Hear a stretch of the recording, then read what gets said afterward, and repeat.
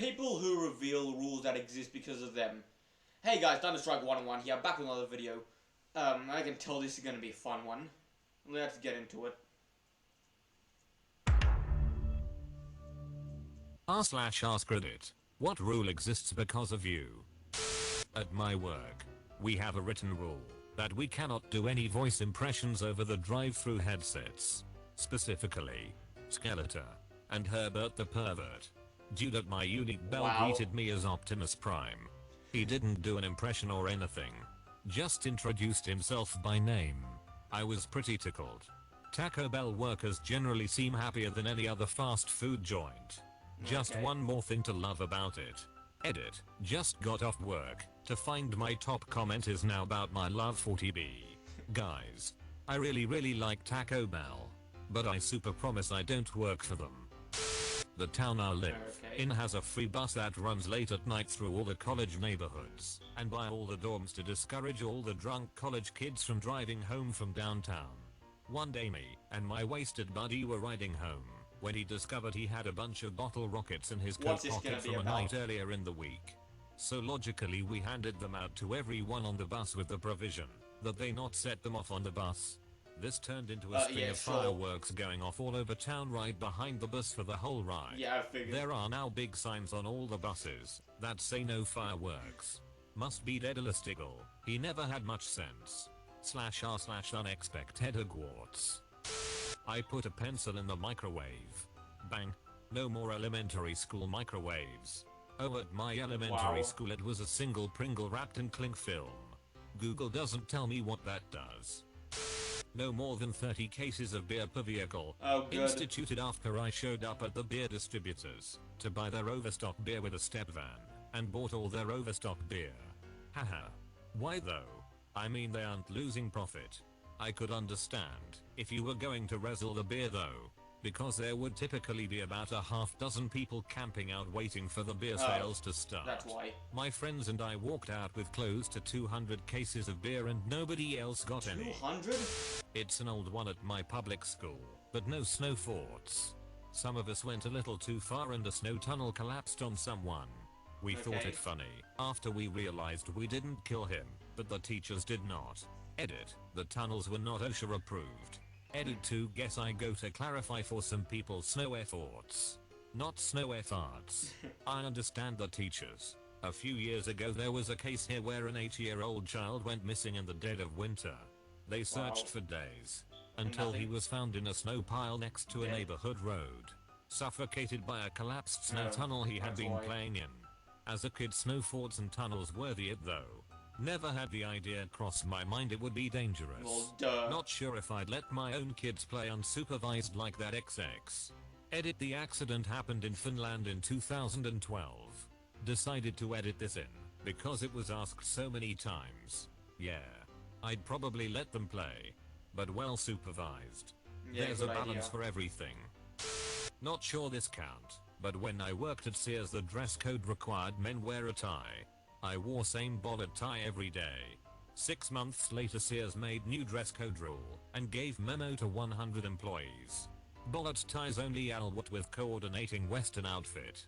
Next day I wore my boots and spurs with my bollard tie. Apple bottom jeans and the boots with the spurs. The whole saloon looking at her. Ad. We're giving away 101 pairs of AirPods. Nope. I worked at a big chain store in college. We used to get these displays in for speakers and home theater systems, and usually they had a sales pitch and demo loaded on a flash drive that would play when you pressed a button on the display. On a particularly slow Sunday morning, I took 3 or 4 of these flash drives and plugged them into a laptop. Replaced all the audio files with Gangnam Style and set the function to auto run at 3 AM. Before we closed shop, I cranked all the displays up to maximum volume and inserted the flash drives. It took the night crew 3 nights to finally figure out how to stop the entire electronics section from playing that song at 3 AM. So after that, management retained all flash drives that came in and had customers plug in their phone to test out systems. Haha. That's awesome. Of course. I probably would have made it play Never Gonna Give You Up or one of Hitler's speeches. I like how somehow those two things are on the same level. I caused an addition to my kids' private school handbook, which should have already been in it. My daughter came home and told me one of her classmates had confided in her that they were being abused. Being a healthcare provider, I'm required by law to report it to the local social services. I also informed the teacher, just as a professional courtesy, as she would likely be questioned too. The brand new to the school pastor had a fit and told me it wasn't my place, that they would investigate it without the state being involved. I nicely told him to duck off. He got some gory details of CPR I did on a victim of child abuse and informed him teachers are also mandated reporters. The next year they added an action plan on how they handle suspected child abuse to the school handbook. We have not spoke more than 3 words to each other since this incident. More important, the child in question is alive and well, not being abused anymore. Good for you. I hate sick ducks who abuse children. Thanks. I have zero tolerance for abuse in any form, but it makes it even worse when it's a child suffering from it. I'm still quite proud of my daughter, that she did the right thing and told an adult instead of keeping it a secret like the child asked her to do. There's a cruise ship somewhere with a handwritten sign that says the floor is lava is strictly prohibited on the carousel. Thanks to me. Ahoy. There drifts the Grand and Maiden bark on crystal seas of shifting ice, wherein, midst rounding play of horse and goose and lark, composed of whittled wood and porcelain, there reads a haste-read sign in layman's hand. No fools magmatic games, lest ye be banned. Do you do all your poems in ye old style? No snowball fights on campus. My twin brother and I went to the same community college before university. I saw him sitting on a bench in the courtyard one day and threw a snowball at him. This started a chain reaction of a 50+ person snowball fight. It was pretty crazy. Well, our undercover police officer was in the courtyard walking by and decided he should detain me, then threatened to get me kicked out of school. Really? The dean asked that it not happen again, but wasn't nearly so eager to expel a student for throwing snow at his brother. Wait, what? Detain you on what grounds? Yeah. The best part was that he didn't show me a badge or anything. So, he just started shouting orders and then took out a pair of handcuffs and assault. threatened to arrest me for assault. It's just a I'm not sure fight. he even believed I had initially started it. He just saw I was in the corner and couldn't run. If I had wanted to. So was he a real cop? No one is allowed to take the rental kayaks more than 100 feet from shore. No, I didn't steal the kayak. I did something much worse. I was hanging around a beach near South Padre with my grandpa and I decided to do an hourly kayak rental. There was a cool little island like 200 yards from shore that I thought would be cool to paddle out to. The rental shop warned me not to paddle out perpendicular to the shore because I would wear myself out and get stranded. I bet you think you know where this story is going. You don't. So I'm paddling out perpendicular to the shore like the mad lad that I am. No problem. Those rental guys are fat smokers who don't know nothing. I'm getting kinda close to the island when I stopped to check out this orange concrete stationary boy looking thing because I could see 2 of them from shore and was wondering what they were. That's when I heard it. So the thing about Texas is, it's really flat. Even the beaches are super flat. So that means that even 200 feet away from shore, the water is still really shallow. I'd been looking out at this huge 80-yard long cargo barge for the last few days that had been just parked out in the water, and I was wondering how the hell that thing was floating on only 8 feet or so of water and not scraping on the shore. So now back to me and the boy. I'm looking at this thing. It's all covered in barnacles. I still don't know what it is or what it's for. I'm inspecting it like an idiot when I hear that noise. That ducking noise that I still hear in my sleep. The barge had started up and it was coming for me fast. That thing is cutting through the water at like 20-25 miles per hour. I'm freaking the duck out. That thing has been sitting there for days, possibly weeks, and it starts up the minute, nay, the second that I cross out into no man's land. So what do you do when you're in a kayak in open water and giant concrete death leviathan is coming at you?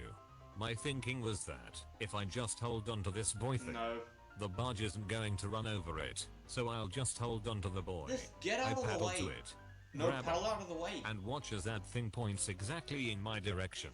I start to lose my nerve as that thing is getting closer and closer.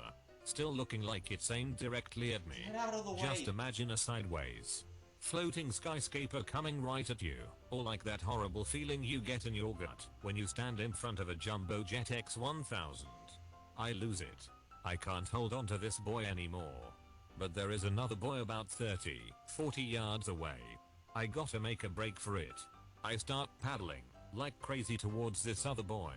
Surely the driver of that thing has to notice all this splashing and flailing around in a neon orange kayak. Right? Well, in all of this flailing around, there's this moment where I look down. Remember how I said the water was really shallow? Just run. Well, I look down, and that it looks like it goes down forever. I start feeling helpless. There's a giant void under me, death hurtling towards me, and the safety I'm trying to get to is a little stationary boy. I make it to the other boy. It's also covered in barnacles. I look out towards the barge. Almost on top of me now. WTF. It turned. It's still aimed almost right at me. Now that it's closer, I think it might barely miss me. But that thing could still suck me right under, and I'd be toast for sure. I grab onto the boy covered in sharp barnacles. While I'm still in my kayak. My hands are bleeding from gripping it so hard. Deg. I've done something like that as before. that wave of displaced water I've hits, cut myself with I keep barnacles my before. grip. Blood is seriously dripping down. Yeah, I look up at the hurts a barge from lot. below as it passes about 12 feet away. Ducking nightmares looking up at that thing. So I manage to hold my grip as it passes, but it doesn't go much further. About 100 feet later it stops really suddenly. Like unnaturally sudden. And no, the boat does not turn into a Loch Ness monster and ask me for about Treefitty. But I really wish it did. No, it had run ashore. You know those boy things? They were markers. Markers for the outer edges of the dugout canal that allows barges to come in and out of those shallow waters. That's why the barge was aimed at them.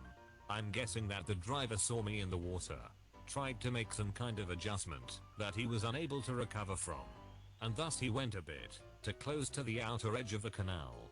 I don't know how many thousands of dollars that cost. I was terrified that someone would come knocking on our door because, being the only person to rent a kayak, it would have been pretty damn easy for them to find out who caused the accident. But really, why wasn't that trench marked with some kind of sign, or maybe the ducking barge could let people know when they are going to be running their death machines through a recreational beach? Yeah, that is a good idea. So I came out of that with some bloody hands and a few lifetime supplies of nightmare fuel, and the barge received God knows what kind of damage. It was stranded for the rest of the time I stayed at the beach, which was about 3 days. So that's why they don't allow people to kayak away from the shore. Also, that little island I was paddling to kinda sucked. Edit. A few clarifications. When the rental guy told me to not go straight out because I'd get tired, it was really more of a tease because I was really young and everyone else there was like 60. I also had to go far from the shore because close to the shore was too dense with surfers. Also, these boys weren't the boys you'd normally picture. No flashing lights. From far away, I thought they were just wooden poles sticking out of the water. There were people windsurfing out there into the trench area all the time. And the space between the boys was really small. Like too small, I thought, for the barge to fit between. So I'm thinking that these boys must mark where the shelf drops off, and the barge is going to go way out of its way to avoid it. Nope. Somehow it fits going through them. They were also the only boys in the water from what I could see. Really strange setup, and not normally a place for barges to travel through anymore, since it was now a recreational beach. My timing was just absolute balls. Texans would rather you cause thousands of dollars worth of damage than put up a sign infringing on your right to be in danger. Yep. You 100% have the right to duck yourself up in Texas. When I was in HS, I would go to band camp every year about 2 weeks before school started. My junior year I brought a lot of food. It was a combination of disliking that camp's cafeteria and being on the high school version of a health craze. Along with the food I brought saran wrap. I don't remember the exact logic. I wanted to wrap something edible though. Well, every morning we were supposed to clean the cabin between reveille and breakfast. One kid a year behind me, we'll call him Johnny, didn't want to clean and went back to bed instead. Johnny woke up a few minutes later completely immobilized by his saran wrap cocoon. Thus was born the contraband list. The list is about a page now, and my family is responsible for about half of it. Now every year, parents of freshmen, especially girls, raise their eyebrows at the words plastic or saran wrap near the top of the list. My band used to compete in the BOA Regional Championships in Las Vegas. They are now held in Street, George, Utah. But that doesn't stop our band director from putting getting married on the list of things you are explicitly not allowed to do on tour. Edit. So I talked to my band director today, and his rule list is a conglomeration of rule lists from 3 band directors passed down to him. I know there is a story behind it, but the band director who wrote the rule was in charge 12 years ago. I'll keep digging around. Ducking like... Okay. To be honest, I thought it would be better. Like, it was okay, I guess. But I hope you guys enjoyed the video. Be sure to like, comment, subscribe, and I'll see you guys next time.